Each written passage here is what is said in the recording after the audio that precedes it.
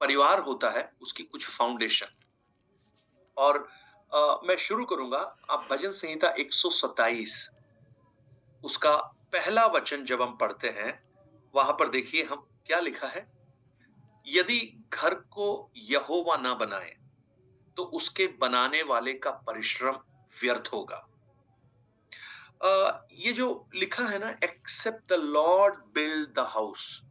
हम कई बार ये जो घर जो हम सोचते हैं, हमें ऐसा लगता है कि ये शायद हमारा जो बिल्डिंग के बारे में बात कर रहे हैं।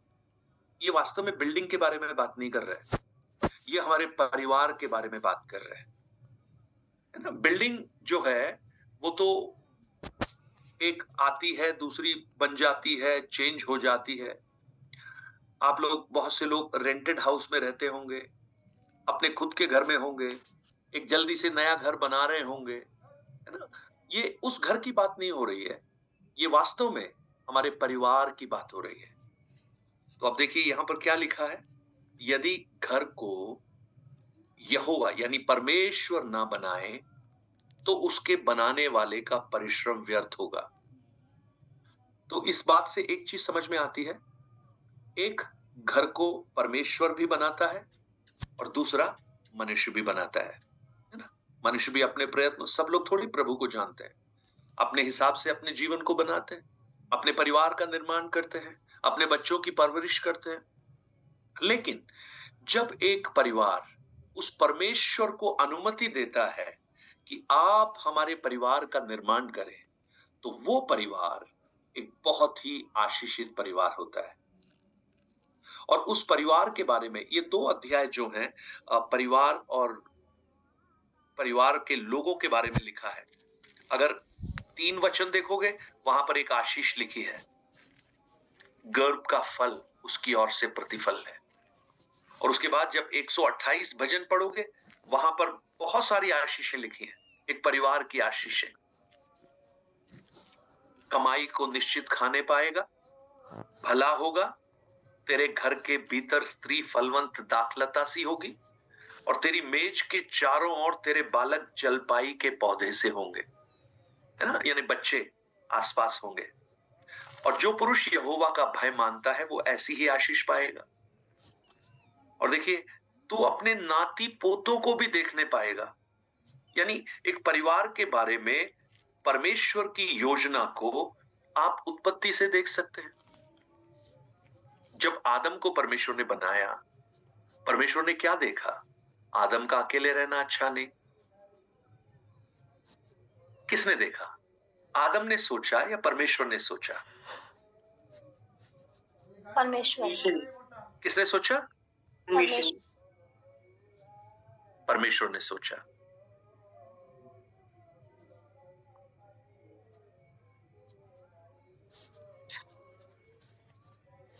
मैं आपकी आवाज नहीं सुन पा रहा हूं। आपकी आवाज आ रही पास्टर जी। आदम का अकेले रहना अच्छा नहीं, ये किसका विचार था? परमेश्वर का। लेकिन अभी प्रॉब्लम पता है क्या है? आज के आदम वो खुद सोचते हैं कि हमारा अकेले रहना अच्छा नहीं। जितने भी आदम है ना जो अकेले बैठे हैं और जो सोच रहे हैं, उसमें ईव को भी शामिल कर दीजिए। जो ईव अकेली है, आप मत सोचो, परमेश्वर आपके लिए सोच रहा है। और आप ये सोचो, जब आदम के लिए ईव को बनाया, हवा को बनाया, आदम क्या कर रहा था उस समय? आदम बोल रहा था, नहीं नहीं प्रभु ऐसा नहीं, थोड़ा लंबी ज्यादा होनी चाहिए, थोड़ी मोटी इधर से होनी चाहिए, थोड़ा बाल लंबे होने चाहिए। कुछ बोला? कुछ नहीं। क्या कर रहा था वो? गहरी नींद में सो रहा था। गहरी नींद में सो रहा था। मैं कहूं, मतलब उस शादी की बात उस परमेश्वर के हाथ में सौंप के निश्चिंत होके बैठ जाइए। जब परमेश्वर को लगेगा कि अब अच्छा नहीं है, वो आदम के लिए हव्वा को भी ले आएगा, हव्वा के लिए आदम को भी ले आएगा, है ना। इसलिए इस बारे में आप चिंता मत कीजिए। तो आप देखें, परमेश्वर ने आदम को बनाया, उसके बाद हव्वा को बनाया। आप मुझे बताइए, जब पहला मैरिज, पहला परिवार परमेश्वर ने बनाया, तो क्या उस परिवार से पहले कलीसिया थी? चर्च था क्या? नहीं सर, नहीं था ना। नहीं। तो उसके बाद ही हम पढ़ते हैं प्रति शाम को ठंड में परमेश्वर आदम हवा के पास आते थे। यानी एक संगति कब शुरू हुई? जब परिवार बन गया। हाँ। तो इसका अर्थ क्या है? यानी परमेश्वर की दृष्टि में परिवार कलीसिया से भी अधिक महत्वपूर्ण है। बिफोर चर्च, कलीसिया बाद में बनी, परिवार पहले बना। मैं कई बार कुछ पासबानों से मिलता हूं, खासकर जो प्रभु की सेवा करने वाले लोग हैं, वो अपने परिवारों को ध्यान नहीं दे पाते, इतना व्यस्त रहते हैं। और ये सच्चाई मुझे भी कुछ समय तक नहीं मालूम थी। मैंने सेवकाई को परिवार से बढ़कर महत्व दिया, लेकिन बाइबल इसका खंडन करती है। अगर मैं वरीयता के हिसाब से कहूं, सबसे पहले परमेश्वर फर्स्ट हमारे लिए कौन होना चाहिए? परमेश्वर होना चाहिए। सेकंड सेवा नहीं, फैमिली, परिवार, उसके बाद सेवा। क्योंकि अगर परिवार खुशहाल नहीं है, अगर परिवार ठीक नहीं है, तो क्या सेवा करेंगे? अगर तिमोथी की पुस्तक को जब पढ़ते हैं, पौलुस तिमोथियुस को कहता है कि जो व्यक्ति अपने घर का प्रबंध नहीं कर सकता है, उसको अध्यक्ष होने का कोई हक नहीं है, कोई अधिकार नहीं है। यानी अपने घर को जो नहीं संभाल सकता, वो परमेश्वर के घर को कैसे संभालेगा? सो फैमिली बहुत ही महत्वपूर्ण है परमेश्वर के लिए। और याद रखिएगा, जब फैमिली परमेश्वर के लिए महत्वपूर्ण है, क्यों महत्वपूर्ण है? क्योंकि परमेश्वर उस परिवार के द्वारा काम करना चाहता है। आप बाइबल को शुरू से देख लीजिए, एक एक परिवार को परमेश्वर ने चुना और परमेश्वर ने अपनी महिमा को उसके द्वारा प्रकट किया कि नहीं किया?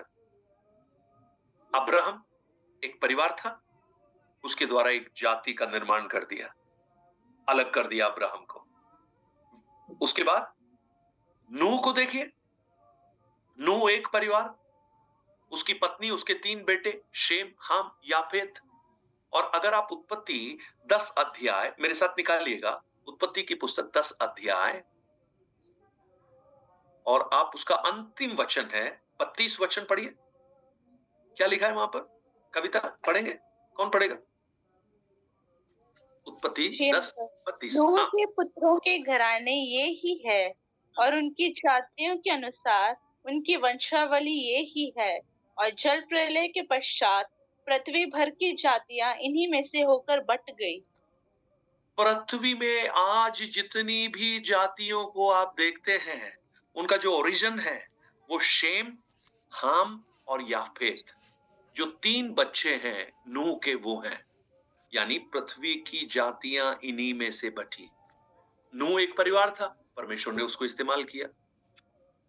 आप देखिए, एक एक परिवारों को परमेश्वर इस्तेमाल करता है। और चूंकि परिवार परमेश्वर के लिए बहुत महत्वपूर्ण है, बिल्कुल उसी तरह शैतान के लिए भी वो बहुत महत्वपूर्ण है। अभी ध्यान से सुनिएगा। परमेश्वर चाहता है कि मैं एक परिवार के द्वारा अपने कार्य को आगे बढ़ाऊं, तो शैतान चाहता है उस परिवार के द्वारा वो परमेश्वर के कामों को रोके। और इसीलिए आप देखना, सबसे ज्यादा समस्याएं परिवार में वो पैदा करता है, क्योंकि उसको पता है अगर मैंने परिवार को तोड़ दिया तो कलीसिया तो बनेगी कहां से? आप बोलिए, आप सोचिए, आप पति पत्नी बच्चे झगड़ के मनमुटाव के साथ संडे को उठ के आराधना में जाकर आराधना आप करेंगे तो उसका क्या परिणाम होगा? सोचिए, बाइबल क्या कहती है? मत्ती 5 अध्याय 23-24 वचन में, अगर तेरे भाई के मन में तेरे प्रति कुछ विरोध है तो जाकर पहले उससे क्या कर? मेल मिलाप कर, उसके बाद मेरे पास आना। और हम उठकर कैसे जा रहे हैं परमेश्वर के भवन में? झगड़ा करते हुए, बात नहीं कर रहे। आप बताओ, उस आराधना को प्रभु स्वीकार करेगा? इसका अर्थ जानते क्या है? इसका अर्थ है कि परमेश्वर जब अपने कार्यों को एक परिवार से उत्पन्न करता,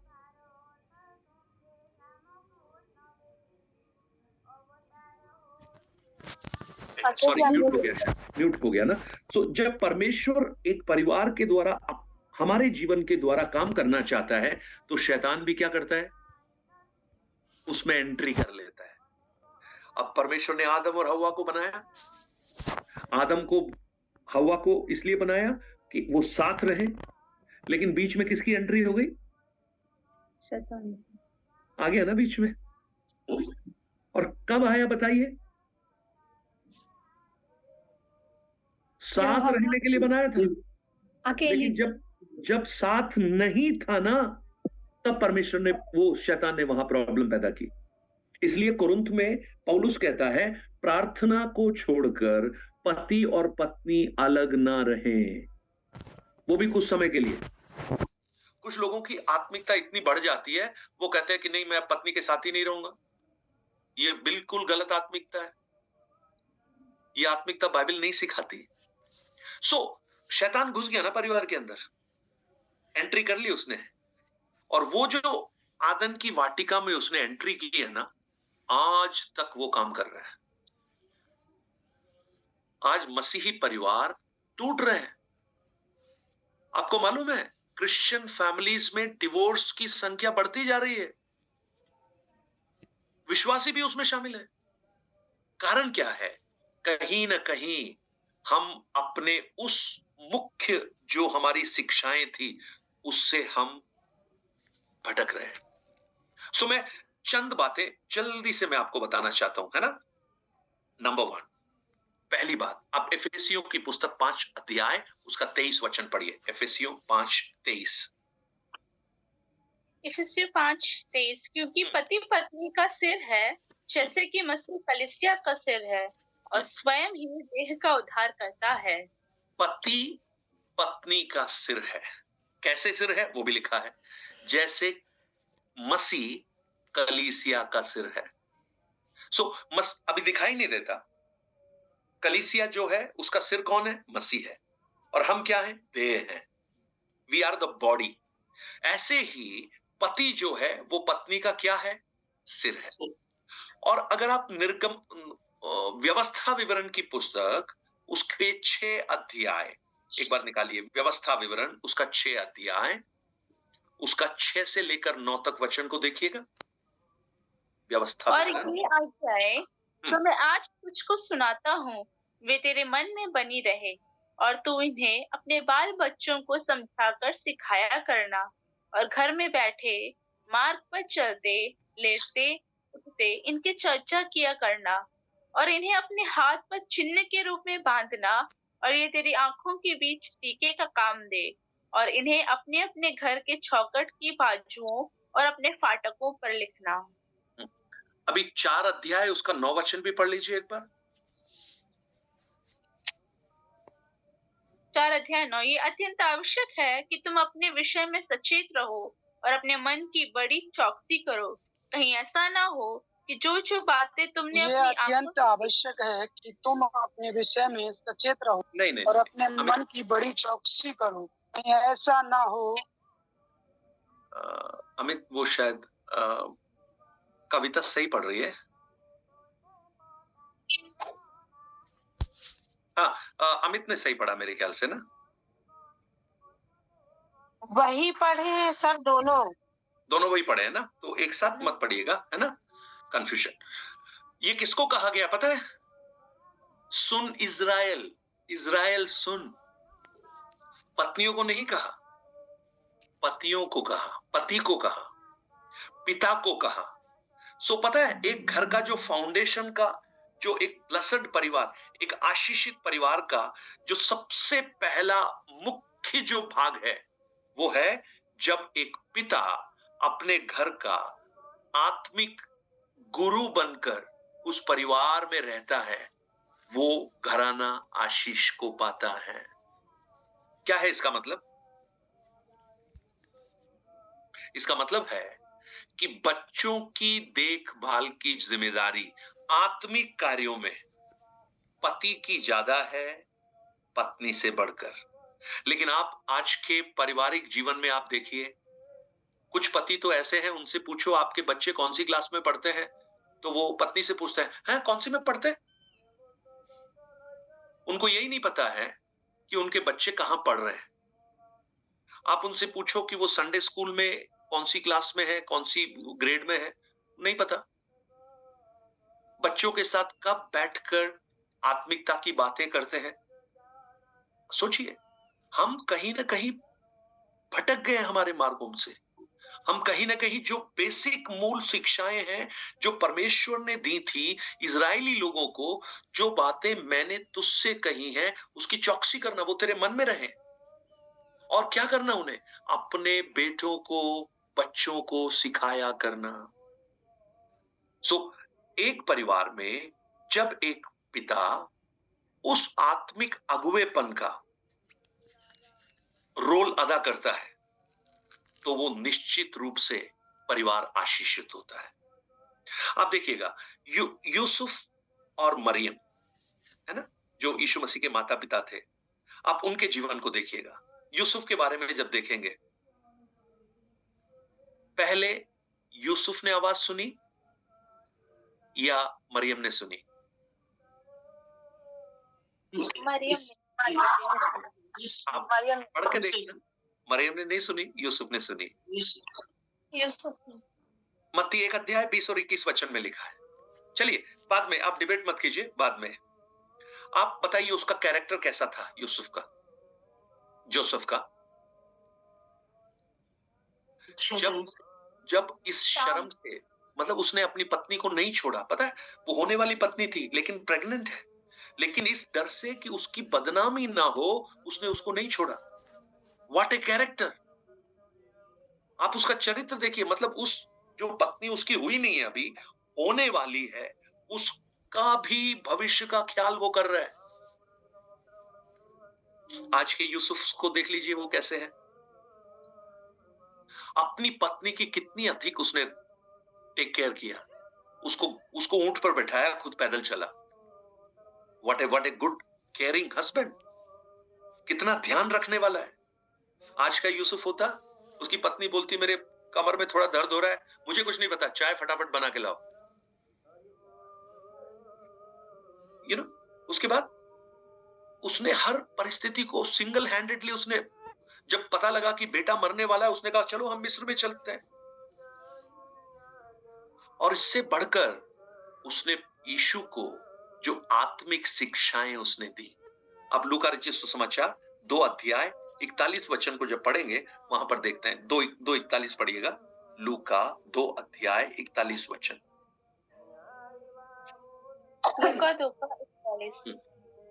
उसके माता पिता प्रति वर्ष फसह के पर्व में यरूशलेम जाया करते थे। देखो, प्रत्येक वर्ष वहां पर माता पिता लिखा है, तो आप ये मत सोचना कि माता पहले पिता बाद में। पिता की मर्जी के बिना यहूदी परिवार में कुछ होता नहीं है। हर वर्ष उसको फसह में ले जाते थे। यानी आत्मिक जो बातों की शिक्षा जो यीशु ने पाई, वो एक अच्छे पिता से पाई, है ना। कुछ लोग ये कहते हैं कि प्रभु यीशु मसीह को उनके बचपन के बारे में ज्यादा नहीं लिखा है, 12 वर्ष से 30 वर्ष की उम्र के बारे में कुछ नहीं लिखा है ना, कहते हैं ना। लेकिन 12 से 30 वर्ष के बीच में वो अपने परिवार में थे, अपने घर की जिम्मेदारी को उठा रहे थे। वो कभी उसके बारे में 12 से 30 में क्या किया उसके बारे में विस्तार से हम फिर कभी चर्चा करेंगे। नंबर 1, एक पति जब अपने उस रोल को निभाता है, वो अपनी पत्नी से प्रेम करता है, अपने बच्चों को वो आत्मिक शिक्षा देता है और घर की हर चुनौतियों का सामना करने के लिए वो तैयार रहता है, आगे रहता है, वो घर आशीषित होती है, आशीषित को पाता है। पिता, अब मदर क्या होना चाहिए? मां कैसी होनी चाहिए? अब एफेसियों 5 का 22 से 24 पढ़िए। एफेसियों 5 अध्याय 22 वचन से 24 वचन तक। हे पत्नियों, अपने अपने पति के ऐसे अधीन रहो जैसे प्रभु के, क्योंकि पति पत्नी का सिर है, और जैसे कि मसीह कलीसिया का सिर है और स्वयं ही देह का उद्धार करता है। पर जैसे कलीसिया देखो पास्टर साहब, आप ऐसी बातें मत करो। हम अधीन नहीं हो सकते। अब तो देखो, महिला और पुरुष को एक दर्जा दिया गया है। भारत में दोनों बिल्कुल बराबर है। अब तो लाइन भी अलग अलग नहीं है, एक ही लाइन है, बराबर का दर्जा है। सो देखिए, जब ये लिखा जा रहा है ना, तो एक्चुअली इसको हम गलत तरीके से आकलन करते हैं। हमें जब ये अधीन रहने का अर्थ जब हम पढ़ते हैं, तो हमें ऐसा लगता है कि एक तो हो गया मालिक और दूसरा हो गया नौकर। लेकिन ये वास्तव में 22 वचन पढ़ने से पहले हमें 21 वचन भी पढ़ना पड़ेगा, क्योंकि ये पोर्शन 21 वचन से शुरू हो रहा है। 21 वचन क्या कहता है? मसीह के भय से एक दूसरे के अधीन रहो। ये लो, मसीह के भय में एक दूसरे के अधीन रहो। ये जो अधीनता शब्द है ना, ये स्लेवरी को दर्शाता है, स्लेवरी को, स्लेव। अब आप मुझे बताइए, कहीं भी ऐसा कोई प्रावधान नहीं था, जो स्लेवरी सिस्टम था ना, जो गुलामी प्रथा में, ऐसा कोई भी सिस्टम नहीं था कि एक गुलाम अपने अधीन में दूसरे गुलाम को रख सकता है। कहीं भी नहीं था। अगर वो गुलाम है तो गुलामी रहेगा, उसके अधीन में कोई गुलाम नहीं हो सकते। सो देखिएगा, जब मसीह के भय में पति और पत्नी दोनों मसीह के गुलाम हैं, तो पति की गुलामी कैसे पत्नी कर सकती है? लेकिन ये जो अधीनता लिखा गया है, ये उस रैंक को दिखाता है जो परमेश्वर ने रैंक सिस्टम दिया है। रैंक समझते हैं ना? आर्मी में एक कर्नल होता है, एक मेजर होता है। कर्नल ऊपर है, मेजर नीचे है। हो सकता है पढ़ाई में मेजर आज ज्यादा हो, सुंदरता में मेजर ज्यादा हो, लंबाई चौड़ाई में मेजर ज्यादा हो, लेकिन जब पोजीशन की बात होती है तो वो उसको सर बोलता है। हाँ, वो बात अलग है कि वो बाहर जाकर आपस में दोस्त की तरह से व्यवहार करें, लेकिन उस पोजीशन के बारे में लिखा है। तो कभी भी पति इसको ऐसा ना ले कि हमारी पत्नी को हम अधीन रखेंगे। नो नो नो नो, ये प्रेम और आदर की बात यहां पर बताई गई है। और जब एक पत्नी अपने पति को उस रूप में देखती है कि वो मेरा सिर है, यानी उसको आदर के रूप में देखती है, मैं कहूं वो घराना आशीष को पाता है। कई पत्नियों को आप देखना, पतियों के बारे में क्या क्या बोलते हैं, क्या क्या बोलती हैं। जब पति और पत्नी अपना काम करना शुरू करते हैं, तो एक और बात आती है कि बच्चों के बारे में, बच्चे कैसे होने चाहिए। 127 का 5 पढ़िएगा एक बार, भजन 127 उसका 5, और उसके बाद नीति वचन 22 का 6 भी पढ़ना। भजन 127 का 5, क्या ही धन्य है वह पुरुष जिसने अपने तरकश को उनसे भर लिया हो। वो फाटक के पास शत्रुओं से बातें करते संकोच न करेगा। बच्चों के बारे में लिखा है, तरकश में तीर होता है ना, ऐसे बच्चे हैं। तीर देखो युद्ध के काम आते हैं, तीर सुरक्षा करते हैं। तो हमारे बच्चे वास्तव में एक परिवार की सुरक्षा होनी चाहिए, माँ बाप का हौसला होना चाहिए, सीना चौड़ा करने वाले होने चाहिए।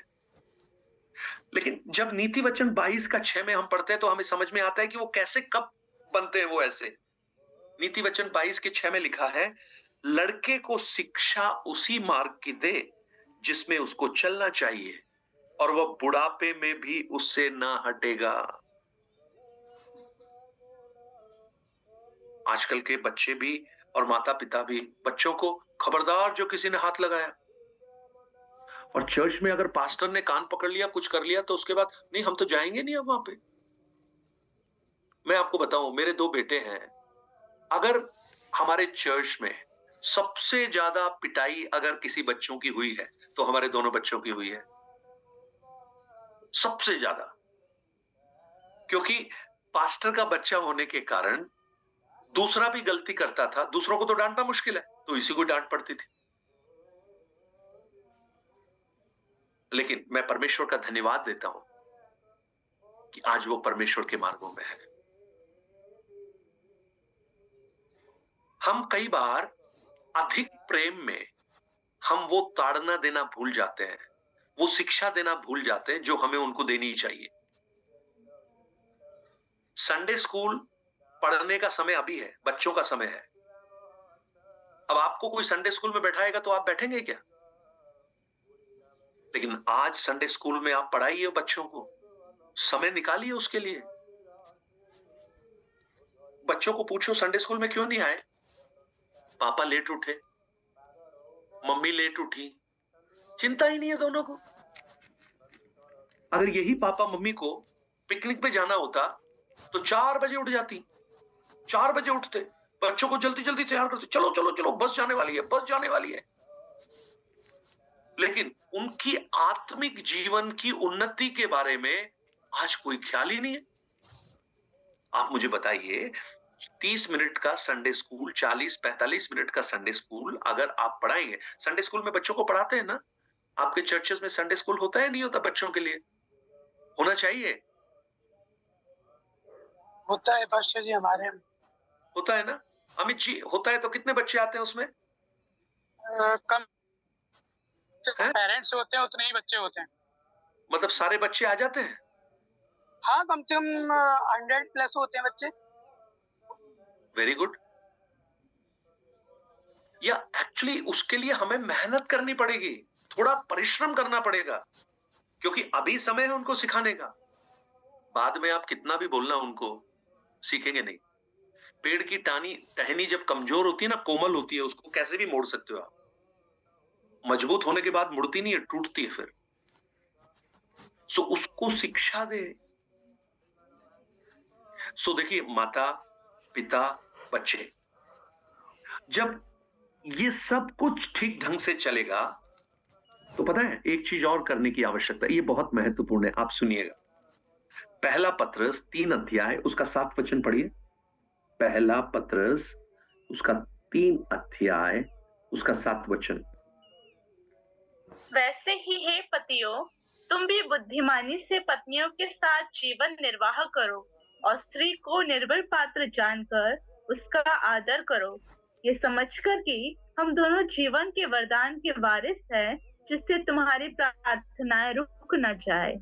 जिससे तुम्हारी प्रार्थनाएं रुक न जाएं। अब आप देखिए, वहां पर लिखा था ना, वो कहते थे पति पत्नियों अपने पति के अधीन रहो, लेकिन पत्रस क्या कह रहा है?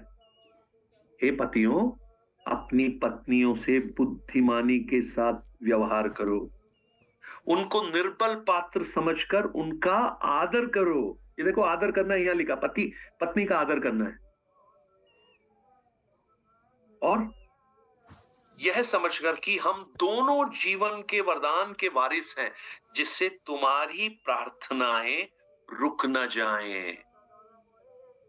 एक बड़ी अच्छी कहावत है, a family that praise together stage together.